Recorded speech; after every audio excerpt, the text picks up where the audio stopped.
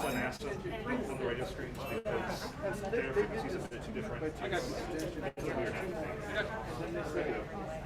We have a full-time version. Again, I prefer the uncertainty. I think we're good. I think we're good. I think Reed too. Yeah. I guess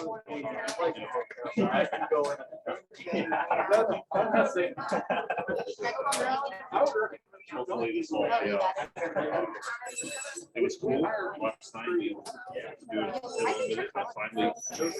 Finally, for a minute, I was kind of hoping you were just going to say, yeah, nice to get back to HR and ask them. Okay, that's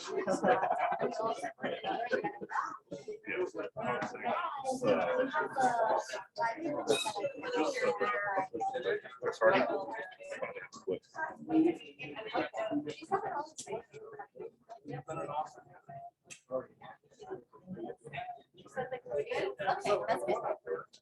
Yeah.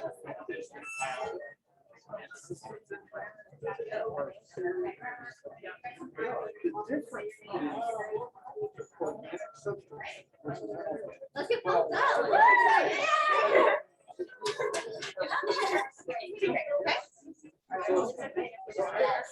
I'm dying. Yes. Okay.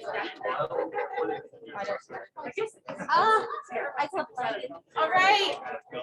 Thank you to everyone for coming today. This has been such a great program for Space Hardware Club. My name is Rebecca Clark. I am the UAH Space Hardware Club Outreach Program Manager. So I'm helping, Amber's and I have been helping get this event up and running for everyone. Just a quick introduction for everyone who is unaware of what we do. The Space Hardware Club here at UAH is a completely student-run program to help encourage undergraduate students to get industry experience in relevant projects. We have projects in ballooning, in rocketry, in gliders. There's so much going on right now with our program. I want to thank a special shout out to all the UAH faculty that are here that allow us to do what we do, as well as the Alabama Space Grant Consortium and NASA for kind of giving us the funding that allow us to do all these great programs. And with that, I will turn it over to Amber, the ARISS project lead, to kind of give you an idea of what exactly is going on, what this project is. Yeah, so for those of you who don't know what ARISS stands for, it stands for Amateur Radio on the International Space Station. And so we submitted a proposal last year in March. I was the outreach manager last year, and I was very stressed out about it because we have not had a contact in a couple of years. I think it's been about like 6 years since our club has actually had a contact with ARISS. And so I was very nervous about it, but luckily the next month that I submitted it, they said that we were actually accepted into the program. And so we started connecting with different schools, and we were able to go to Buckhorn Middle School, Sparkman Middle School, New Hope Middle School, and Mountain Gap Middle School. And so we were able to actually talk to all these students about different STEM topics, all the way from high altitude ballooning, rocketry, the ISS projects, and also ham radio, of course, because we got our ham radio stuff right here. And so it's been a long and hard journey, and we're very happy that you guys are here today because we put so much effort and hard work into this, and we hope the kids will really enjoy this and it's something that they'll remember. And hopefully we'll have a smooth talk with the ISS as it passes through. So very excited that you guys are here, and very happy that this is a thing, and we're very lucky that we were able to get our club a contact this year. So yes. Also, so real quickly, we're going to have the students come up, introduce themselves, say what grade they're in, as well as what school they're from. That'll be the same order that we go through the questions for the ISS. So, just say what. Hi, my name is Josephine Gomez. I'm from Sparkman Middle School, and I'm in 6th grade.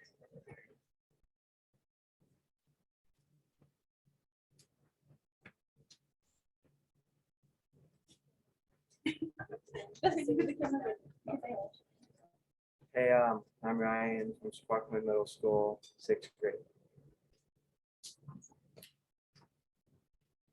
I am Drake Woody. I'm in 6th grade, and I'm from New Hope Elementary.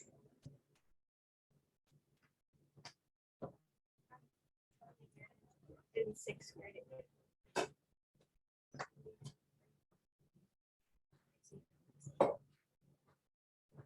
Hi, I'm Brooklyn. I am in 6th grade, and I am from New Hope.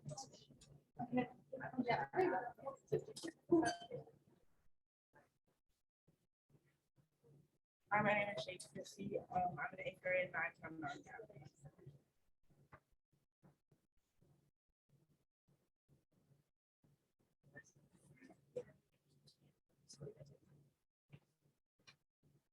My name is Nicholas Johnson. I'm 14 years old and I go to Mountain Gap Middle School.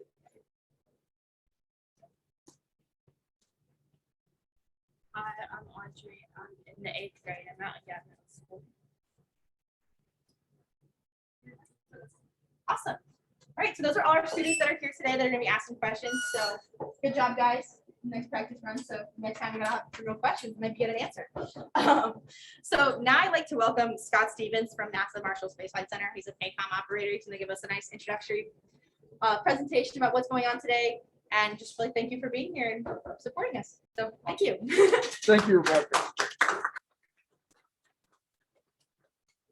It's hard to talk through a mask. So I'm a payloads communicator supporting the International Space Station. It's one of the flight controller jobs. My job specifically is to talk to the astronauts and walk them through their science experiments.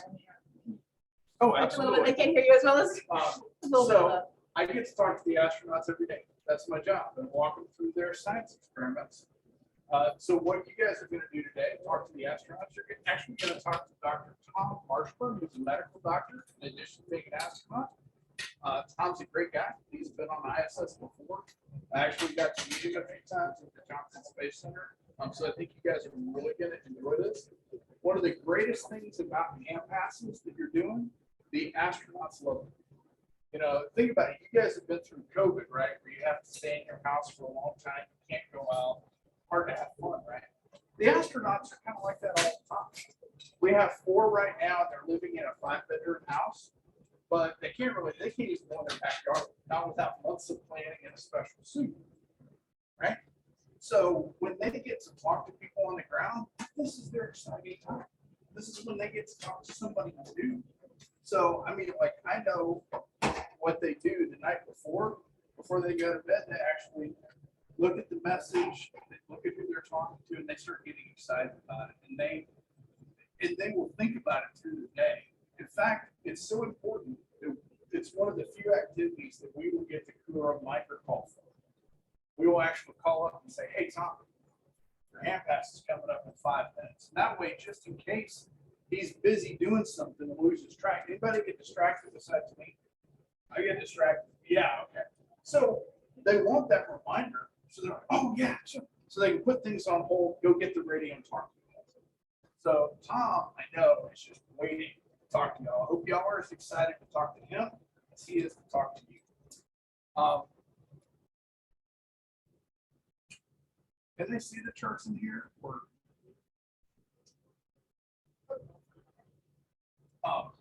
so we do a lot of fun stuff on ISS. One of my favorite pictures from the last 6 months, we grew hatch chili peppers. Does anybody know what hatch chili peppers are? They're delicious. One of my favorite foods. Kayla, we have a picture of her growing the hatch chilies. She loved them. So we have astronauts on orbit, and she gave the chilies a special moniker. Did you guys hear about this or see it on social media? Yeah, she called them astronauts. But no, it really is actually what we named them. So now we have astronauts on board. So a tremendous amount of fun to get to do what we do. However, doing what we do, being a flight controller, greatest job ever, highly recommend it. Being a PACOM, even better, because I get to actually talk to the crew. It's the funnest thing ever. Something I didn't realize until I got this job, astronauts are just like us. They do have an out of this world job, but thank you. But they're people just like us. And you can learn to hear in their voice. I can tell when I have a bad day. I can hear maybe when they're missing their family. Because it is stressful and it is hard. So we as communicators, we get a chance to make a joke. We get a chance to make them laugh. We get a chance to lift them up. So it's not just that I get to do a flight control job, which is amazing of itself, but I also in this position get a chance to lift people up, to help them get through a tough day, sometimes to encourage them. which I think is the greatest purpose that any person can have, is to get to lift other people up. So you guys are all here as part of STEM, right? And a lot of people are like, well, why is there such an emphasis on STEM? Well, working for NASA, I'll tell you why STEM is so important. I work on a team of flight controllers. Largely, they're made up of aerospace engineers, mechanical engineers, electrical engineers, biomedical engineers. Are you guys catching things? Right? But it's not all engineering. We have biologists, we have chemists, we have physicists, we have mathematicians. Just the team I work on. I work with a chemical engineer, I work with a mechanical engineer, we've got a PhD in physics, we've got a PhD in geology, and I'm a biologist. But we all do the same job.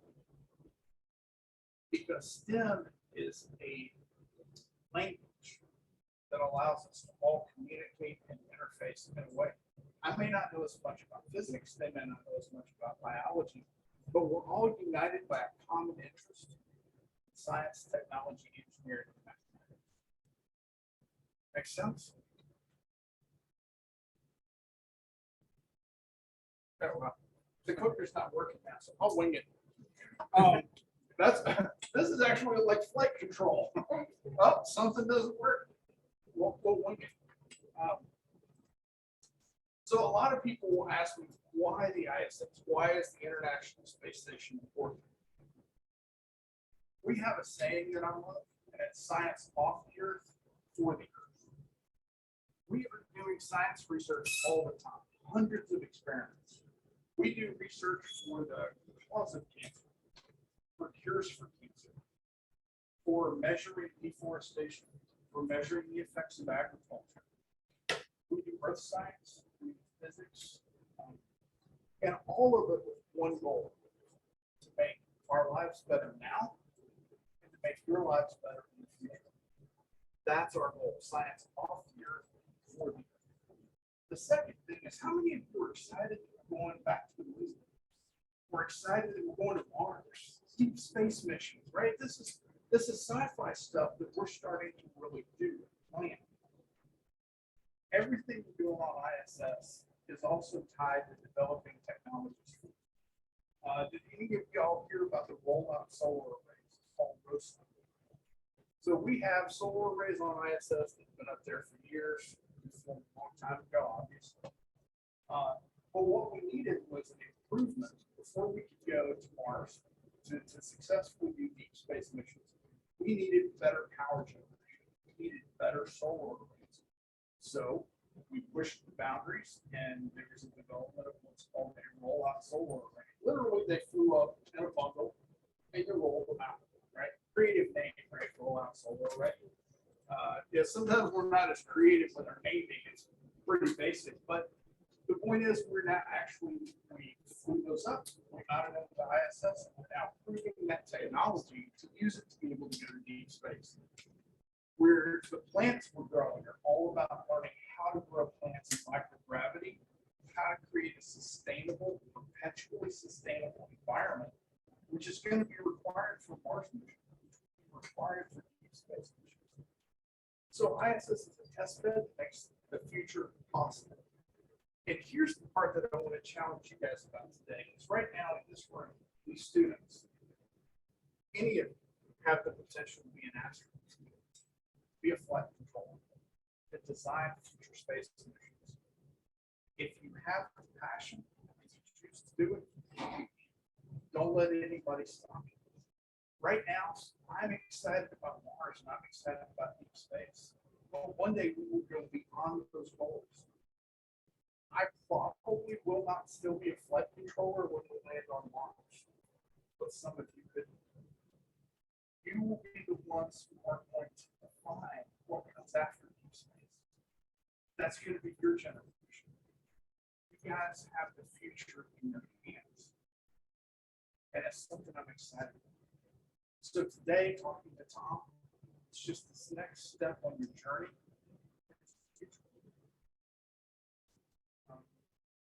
Funny story. So you guys are gonna talk to the astronaut today. I do that all the time. You guys think it's an easy job? It depends. Sometimes it is, sometimes it's not. When you are working a midnight shift and you get up at midnight and you go to work at 1 a.m., sometimes it's harder than you might think. We actually have a saying among all the professional communicators. It says, words are hard. Because sometimes when you key up that mic, your brain will just go blank. And I know you guys have a hard time imagining that I would not know what to say because I talk a lot. Right? My job. But it happens. We have this pivot called lyophilization. Lyophilia. Somebody give me a definition. No, sorry, not a spelling bee. Flashbacks. So lyophilization. I practiced saying this. I saw it and I was like, oh, I better practice this. So I practiced. I knew it. And I had to call Megan. I was one of the astronauts on the increment 66, but currently on increment 67. So I had to call her and tell her, hey, you have an early go for this, right? How easy is that? Right? So I called her. She was like, hey, what do you need, Scott? And I'm like, hey, I just want to tell you that you have an early go for life. You have an early go for life. You have an early, you know what? That payload at 8:30, you can do that whenever you want. I could not get the word lyophilization out, right? It just blanked. So she calls back in about 30 minutes. She said, hey, Scott, I'm about to start lyophilization. You okay with that? It's like, yeah. So at that point, I remembered, I was like, yes, Megan, we're happy that you're starting lyophilization. So that actually became a running joke for us for weeks, teasing each other about the pronunciation of the word. So even sometimes your mistakes become something funny, something to joke about. Does anybody actually know what lyophilization means? This is what I love about what we do. We come up with all these big fancy names. It means flash freezing. Like, gee, wouldn't that be easier? Flash freezing. Well, my favorite call that I've ever made. You have to understand that as engineers, we won't overcomplicate. The crew was doing a procedure, and they had to call down to us to see if they could go to the next step. So the engineer came on and they're like, they can't go yet. They need to actuate the lever in the upright position to apply power to the device before they can go. Got it. Megan, we need you to turn it on. Then you can proceed. That whole sentence was an engineering way of saying, we need you to turn it on. That's really one of my jobs as a communicator, is I have to interpret what the astronauts are saying, and try to get it into engineering speak. I have to take engineering speak and try to convert it into something easy to communicate. So, with that, I'm going to stop talking, and I'm going to give you guys now the opportunity to start talking to the astronauts. So I will turn this back over to Rebecca. Hello, thank you so much for being here again and being able to talk to us. Sorry, we had a couple technical difficulties, but really quickly before, as we wait for the ISS to come up above the horizon, ARISS as a program has produced a quick video to kind of give a rundown of exactly what's happening and how it works, how this menagerie is able to communicate with the ISS. So as Evan cues that up, it's a quick 5-minute video, and then by the time that is over, the ISS should be in position so we can start calling. So.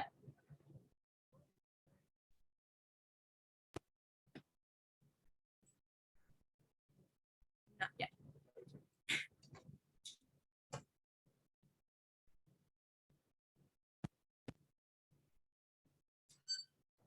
What's a program without a few technical difficulties? We gotta have a couple. When we do failure, Yes, that's good. One more time.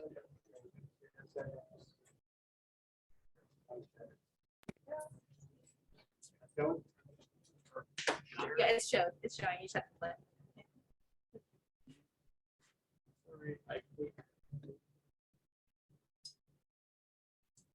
It always works.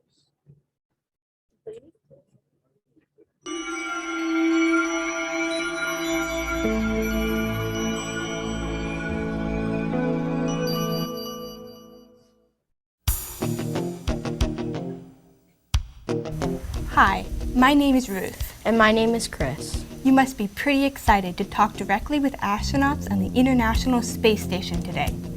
While we're waiting for the space station to come over your portion of the sky, let's talk a little bit about how it's going to happen. Of course, Mission Control is in contact with astronauts all the time, using a big radio with lots of fancy equipment. However, we're going to be using something very different today. We are going to use ham or amateur radio to talk directly to the International Space Station. When most people hear the word radio, they think of a music radio station. But it's so much more than that.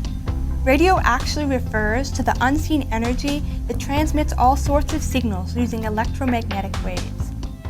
At first, people learned how to send signals like Morse code, and then they discovered that you can send so much more, like data, computer signals, and even TV. Maybe you don't realize it, but you use radio every day. Maybe you watched the TV this morning, or you texted your friends, or maybe even you check social media like Twitter or Instagram. Let's travel back to space for a minute. Since the beginning of the space age, humans have sent many spacecraft out into the universe. These range from the Hubble Space Telescope orbiting the Earth daily, and the Curiosity rover exploring Mars. We've even sent a long-distance messenger, the Voyager 1, who has traveled outside of our solar system. Whether it's capturing a great picture of a far-off galaxy or conducting experiments on the space station, radio has to do with all of these. And today, you're going to be using ham radio. Now you might be wondering, what exactly is ham radio? Amateur or ham radio is a service and a hobby where operators can talk with people around their neighborhoods, their cities, their country, and even around the world. Amateur radio operators require a radio license from the government. They're not that hard to get. I have one. My call sign is KM4LAO. And mine is KD8YVJ. Our call signs are a way of identifying who we are to other operators. This lets everyone know that we have the proper license to using the radios. As amateur radio operators, or hams as we are often called, we can talk with others about basically whatever we want, often science or some new radio gadget that we are interested in. Let's focus back to the space station and your contact today. Many of the astronauts and cosmonauts aboard the space station are licensed ham radio operators. That's why your operators today can contact them. The people here, as well as the astronauts, are licensed to talk to each other, and you are allowed to talk over to their radio. For our conversation today, we'll need an amateur radio station on the ground, either in this location or somewhere else around the world. We'll also need a radio in the space station. NA1SS, NA1SS. You can hear the calls coming. This is November Alpha 1 Sierra Sierra, the International Space Station, over. On the space station, the radio transceiver is connected to an amateur radio antenna mounted on the outside. One of these antennas will be used today during our contact. For our side of the contact, we need a good-sized antenna, a signal amplifier, something to make our signal stronger, and a rotator for turning our antenna. We have to keep our antenna pointed right at the International Space Station. And remember, it's moving across the sky and fast. To aim the antenna properly, we need to track the path of the space station exactly. NASA uses complex systems to track the path of the space station and other orbiting objects. The satellite tracking program we are using works out a complicated set of mathematics to provide the orbital location of the space station moment by moment as it moves through space. This information is sent into the computer that controls the antenna rotator, which moves the antenna to follow the space station. Maybe some of you have seen or worked with robotics. That's pretty cool stuff. And just like you can program a robot where to go, what to do, and how to get there, you can also program a computer to tell an antenna how to track the space station across the sky. You know, it took a lot of planning to get this contact. Several weeks ago, the ARISS operations team had to figure out when the space station's orbit would pass over this location. Then, they had to talk with the planners at NASA's Johnson Space Center. The crew's time is pretty full, so they were able to find a time that could work for the crew members' schedules. Once they found times that would work both in space and here on the ground, the host organized this contact. And in just a few minutes, you'll be hearing and talking to the astronauts. Well, it's almost time for your contact. It will be exciting, so good luck with it. All right, thank you so much again for everyone for coming. We are actually running a little bit ahead of schedule. The ISS is not going to be above the horizon until about 12:04. So there's some perfect time. Guys, if you have any questions about ISS, NASA, ham radio, Scott's here. He can ask any questions you may have, as well as any space hardware questions as we wait for contact. So, what burning questions do you have? Don't be shy. There are no bad questions. I've been asked everything from how astronauts go to the bathroom to hard stuff. Go ahead. They have luster in space. Luster? Indeed, in our galley where the crew eats, we've got a whole section of all the appropriate condiments. Wasabi and sriracha are two of the most popular, but they absolutely have access to mustard. Good question. I like it. Creative. That's a creative question. Any other questions? Go ahead. What are some Special requests. Like, can they ask for special food? Can they ask for there's like fun games? Like what can they have that's cool? Like something specific? So there's a couple different aspects to that. When the astronauts are in their pre-flight phase, a lot of their nutrition is pre-planned. However, they get to request their favorite meals. And if they have the recipes, they can actually submit those to the food lab at JSC. And the food lab will figure out how to take their favorite recipes and turn it into a nutritional alternative that they can fly. So you as an astronaut do get to eat some of your favorite food, albeit a little bit different. That's one way that we give them something special. There are times that we can fly up special treats, like we may fly up some fresh fruits or things when we have a cargo flight going up. And each crew has their own crew preference bag where they can fly up their own personal things that they like to have with them. That can include mementos from their family, that can include games. So they actually have a lot of freedom, and they do, in fact, try to personalize their flight as much as they can. Good question. Go ahead. Can you get a haircut in space? Actually, we do haircuts in space. The difference is that when you're getting your haircut, one of the other crew members has a vacuum right there to suck it all up. In fact, if you YouTube haircut on ISS, you should actually be able to watch a video of one of the crew getting a haircut. I know we've posted one of those on YouTube. So it's really interesting to watch, a little bit different than on Earth. Go ahead.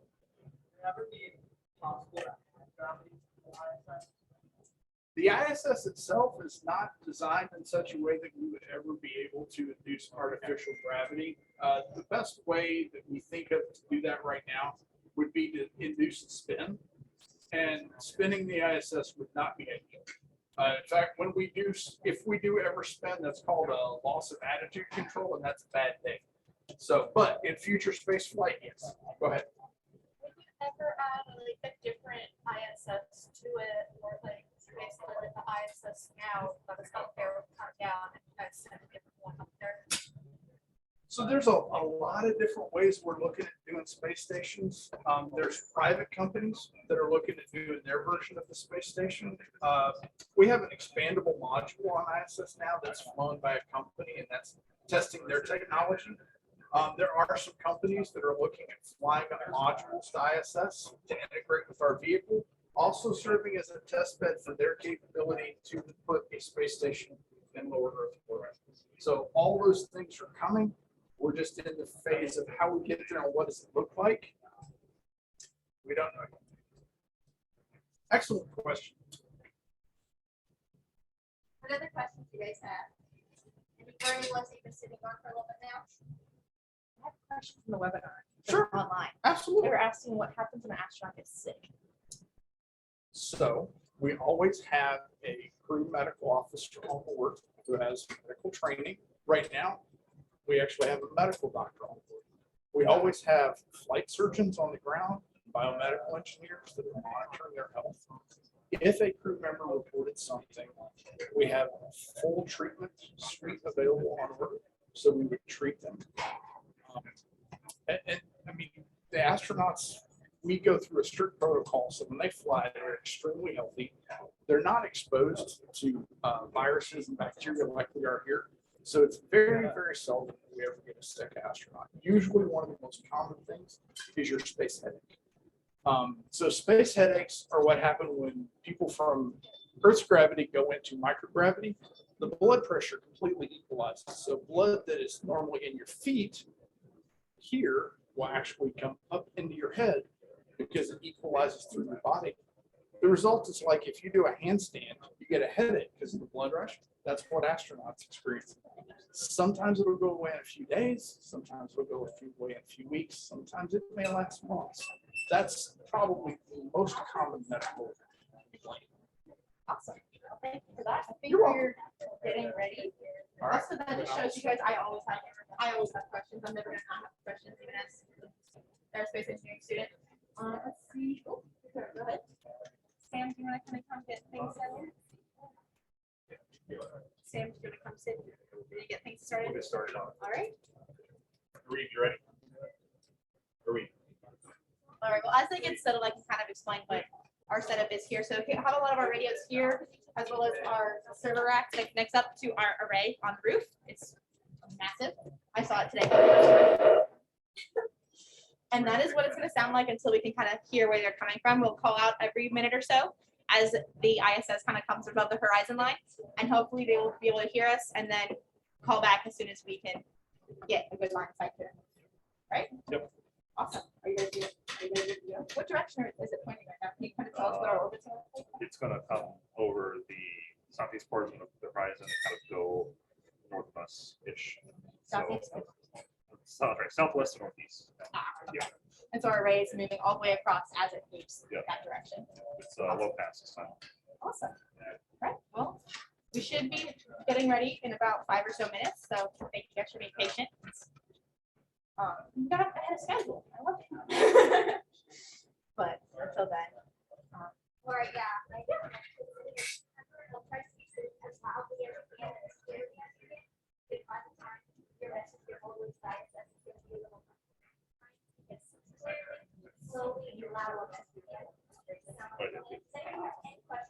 So for everyone in the audience here, this is going to be our connection to the radio. So all the students will be able to come up, hold this in their hand, press the button, speak in their questions, and then we'll kind of walk through every student. And then if we have time, we'll go through every student again a second time. Unfortunately, the ISS is not a set time to time. We don't have an exact time frame. We have about an orbit, and then once it gets closer to the horizon line, it gets a little bit muffled. So we're going to try and get through all 16 questions.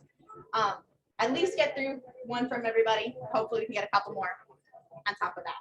So we have some really good questions. Some of these are burning questions I've had since I was a kid. So it's nice. It'll be nice to get some answers from there and to hear an astronaut. I will say we were able to bounce off there's a repeater on the ISS that ham radio users can use to further their communications to outside of the general area. To be able to bounce off that repeater, and I think we hit Atlanta last night, and we were able to have a conversation with somebody in Atlanta. So ham radio is really cool. I've gotten into it because of ARISS. It's just one of those things that I think is really cool to do. I know it's very easy to get your license, and it's one of those really cool arts that you can kind of get used to. So. You're tuning in. Okay. Awesome. As I said before, this is a program that Space Harbor gets selected for approximately every 3 or 4 years. And it's just a really good program to help encourage students to pursue STEM careers and hopefully kind of show them and introduce to them the pathways that they could take. I know you mentioned there's so many things you could do as an engineer that I didn't even know about.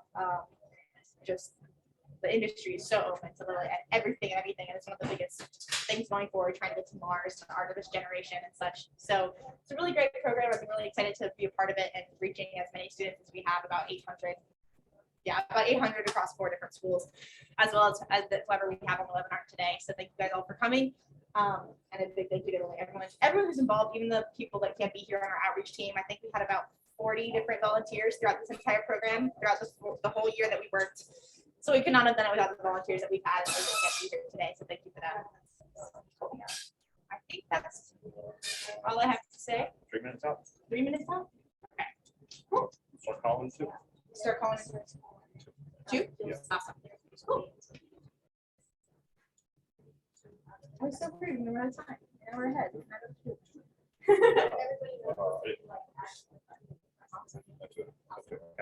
doing it, let's say this time, but they don't when the guy says. That's.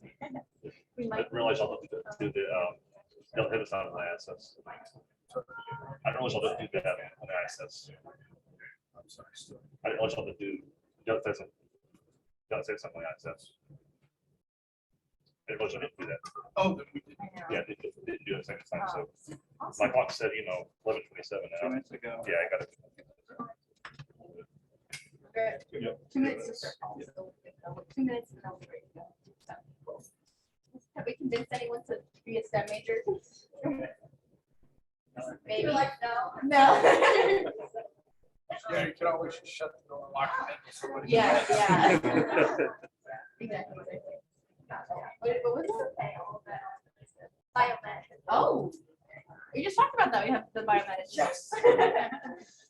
Oh, so you guys can help make sure everybody doesn't get sick. Anyone, no one else in STEM? Maybe? No? That's okay.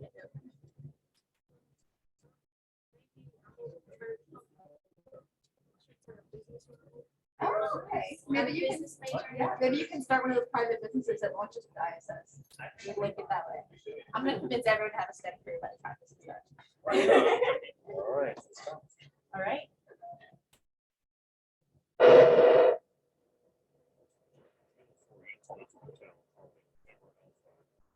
It's here.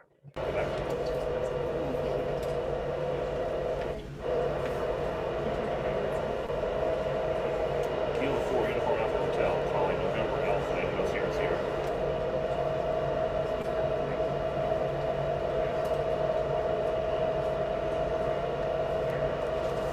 Kilo 4, Uniform Alpha Hotel, calling November Alpha, Indigo Sierra Sierra.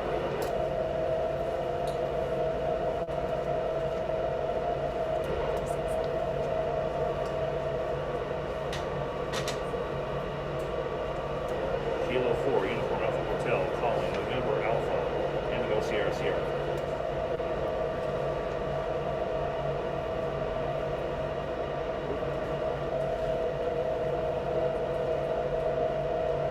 Kilo 4, Uniform Alpha Hotel, calling November Alpha, Indigo Sierra Sierra. Just give it a minute though. Has to get above the horizon.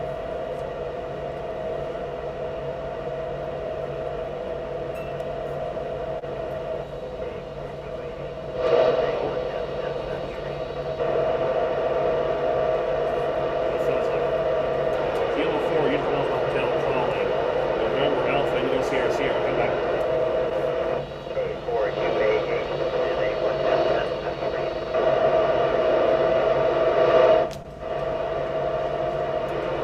K4UAH, I can barely hear you. Can you repeat last?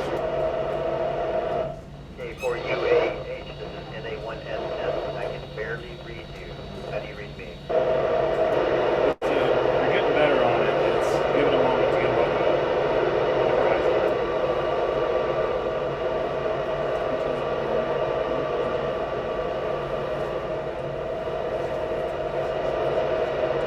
K4UAH, calling November Alpha, Indigo Sierra Sierra.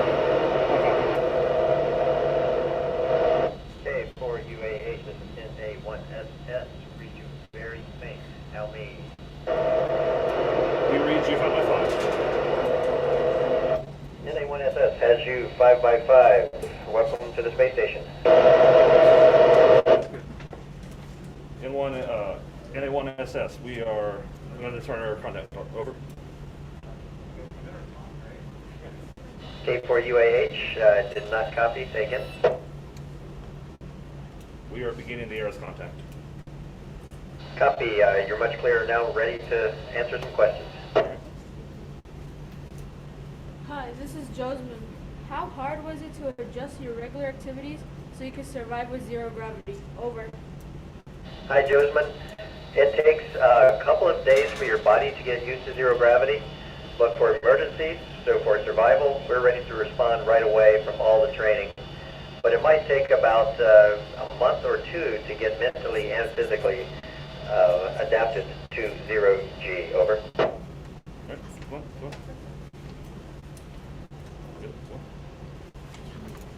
When you found out that you were going to the ISS, were you terrified? Because I know I would be. Over. Hello, Ryan. No, I was thrilled to death because I've been waiting for this moment for most of my life, and it's a big adventure. There is some danger, but we do lots of training, and by the time you're ready to go, there's a little bit of fear, but with all the training, you feel very calm and focused. Over.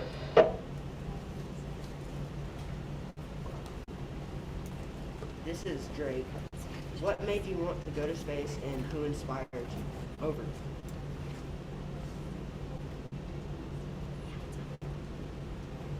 AUAH.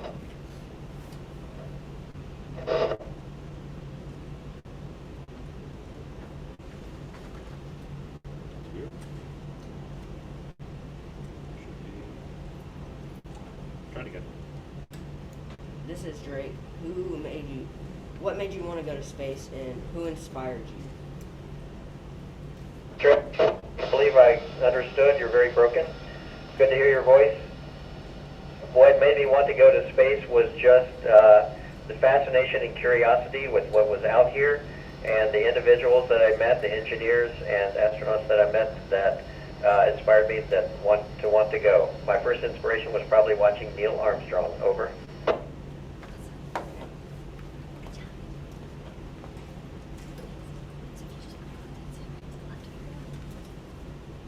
This is Charlie. Is it hard to communicate with astronauts from other countries? Over. Hello, Charlie. It is not hard to communicate with them. We have to speak Russian when we're up here, and most of our international partners know English very well. Russian is hard to learn, but overall we have a great time together, and it's not hard to communicate. Over.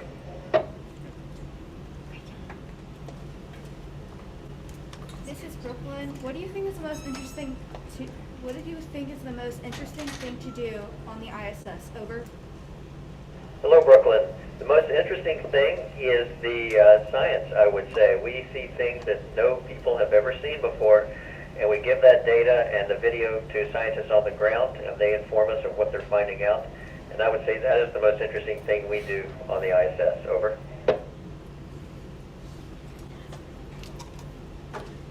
This is Jade. How old is life, for example, plants, bacteria, fungi, grow in space compared to Earth? Over. Hello, Jade. You're a little broken again, but I think I understood. Life grows very well in space. We make sure that we're very clean and that we don't carry any bacteria or fungi up here with us, but there is some. And they behave a little differently in space, as scientists have observed, but they seem to grow well. Over.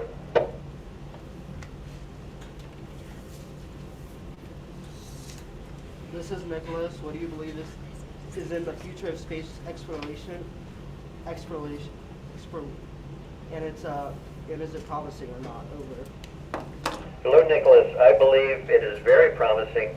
That is, NASA is committed to getting people back to the moon and going on to Mars, and also expanding access to space through commercial companies as well. And all of that is happening now. So I hope to see you and your classmates in space someday if you want to go. Over. This is Audrey. Is there any type of food you're just absolutely sick of eating because you've had it so much? Over. Hi, Audrey. Oh, I think I probably don't want to eat those when I please all the food. Over. Time to get interference sometimes. Hi, this is Josman asking for Nicholas. What do you do for fun to pass the time when you aren't doing experiments? Over. I did not copy. Say again. This is Josman asking for Nicholas. What do you do for fun to pass the time when you aren't doing experiments? Over. Copied you loud and clear, Josman. Love to look out the window, look at the Earth, look at the stars, and do my own little experiments, say with fluids in 0G. Over.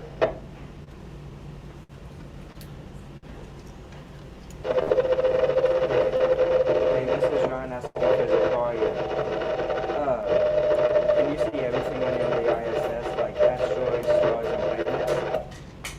Hi, Ryan. You can't see asteroids. They're too far away and too tiny, and nothing is shining off of them that we can see, at least with our eyes. Planets we can definitely see, and the Milky Way is beautiful up here, just like a clear, beautiful night out in the country in the United States. Over.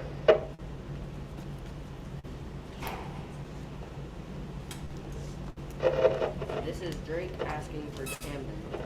What shocked you the most when you got into space? Over. Hi, Drake. Say hi to Camden for me. What shocked me the most was how complex the space station is, how much fun it was to be in zero-G, and then also that I could see shooting stars looking down through the window, looking down at the Earth. Over.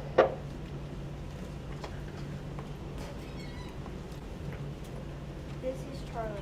What is the hardest challenge you have faced while in space? Over. Hello, Charlie. The hardest challenge is to get work done efficiently because it's so easy to lose things in zero-G. So hard to get your feet set and stable so you can do the work you need to do. Over. This is Brooklyn asking for Leela. What was your training like before you got to space, and what was your favorite/least favorite part? Over. Brooklyn, the training is a lot like what you're doing right now. We spend a lot of time in school. Some of it's a lot of fun. We go outside and we go through outdoor experiences together, but we spend a lot of time in simulators as well. My least favorite part is waiting to launch, and my favorite part is the people I get to work with. Over. This is Jade. Do you have a hydro farm? If not, could you start one? Over. Jade, we have done that before. We're not doing it right now, and we certainly could start such a thing. Those are experiments that scientists are doing right now that we're helping out with to see how well we can grow plants in space. Over. This is Nicholas. Do you enjoy it when people from other countries join the ISS? Over.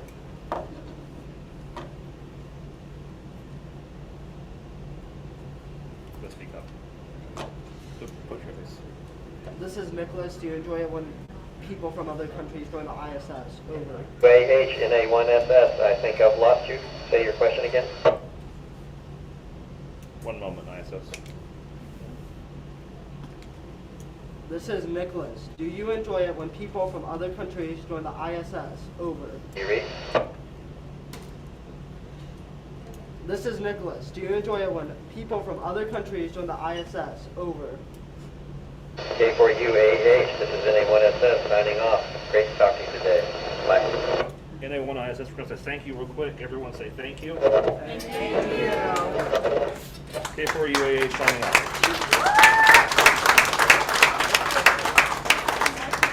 All right, thank you everyone for being able to be here. That was a great contact, very clear. I'm really, really excited. This has been such a great program. Yeah, this has meant a lot to me and all the UAH Space Hardware Club members, and I know Amber and I have put in lots of blood, sweat, and tears into this program, so hearing that was really great. Thank you to all the students. I hope you got some of your questions answered. I'm sorry we didn't get through all of them, but as I said before, we kind of have to control, we can't really control how fast the ISS moves. That's more of a gravity thing. But thank you guys for coming, and I hope you guys have learned a lot about STEM, space hardware, some of the STEM topics we reviewed, as well as we'll have some goodies for you guys to take home with you. So thank you so much, and we'll be out and about for a little bit answering questions, as well as talking around with all the parents and those students. But thank you guys again so much. Yeah, we're going to take a quick picture as well. I know, I almost started crying too. All right, guys, we're going to take a quick picture. Here's what come around the radio. I'll get against way. Okay, sorry. Watch out. Sorry. This is all right. Are we getting this one? I want to. Okay, we're taking a quick picture. Yes, if you just kind of by height, I don't know, squish in there. Close. I think y'all got it. All right. Say ISS on 3. 1, 2, 3. ISS. Awesome. Awesome. Just kidding. Yeah,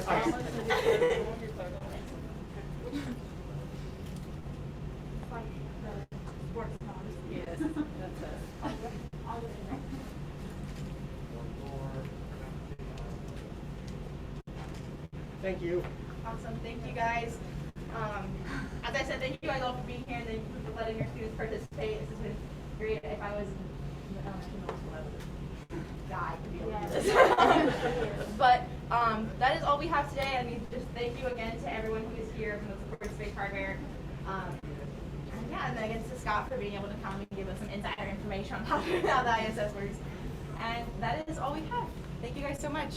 I have goodie bags for all of you as well. So I can get those to you. And then My heart. That went really well. Yeah. Yeah, that was great communication. I was thinking we're getting like 7 minutes tops. We got full 10 minutes plus. I was really excited. It's great. Good job. Thank you so much. Thank you. Thank you so much, man. We've been Oh, shit. working So hard you the over past here? few months getting equipment stuff, you know, up and ready. We were working on this last night, actually, at like 8 o'clock, trying to get it all, you know, good. I